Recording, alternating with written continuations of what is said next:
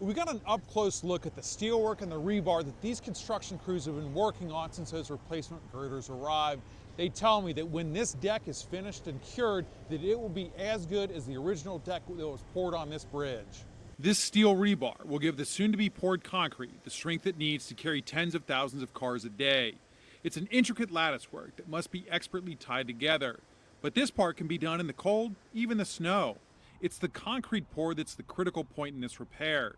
Project manager Tom Hackett says the crews are creating a system to keep the concrete heated to a minimum temperature while it cures. We have heated enclosures built to maintain a temperature after we pour the concrete between 50 and 100 degrees, despite what the weather around us is doing. Hackett says those enclosures are strategically positioned around the pour site. We also have temperature sensors around the pour as well that send remote readings to an app that we have and can view the temperatures to monitor the temperature. Those sensors will be able to tell crews if it gets too cold, even too hot. The concrete will need to cure for 7 days, and there will be 2 separate pours. The main deck will be up first, and then once that's cured, the area connecting to the existing concrete will then be poured. Notice how the crews have carefully cleared out the concrete in this area but left the rebar. That will give the new concrete something to bite onto to make it structurally sound.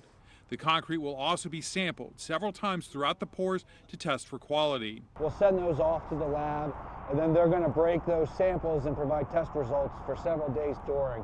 So then we'll be able to see the strength of the concrete increasing over time. The concrete doesn't have far to travel. It's coming from the Hilltop plant next to Paycor Stadium. Hackett says they're working with Hilltop to make sure that the concrete doesn't freeze in the trucks on the way to the site. Lastly, I asked him about the safety and security of this new concrete deck once it's finished. Drivers should be very confident, absolutely. You can always find our local 12 stories right here on YouTube. Don't forget to tap subscribe, and then you can get all the notifications.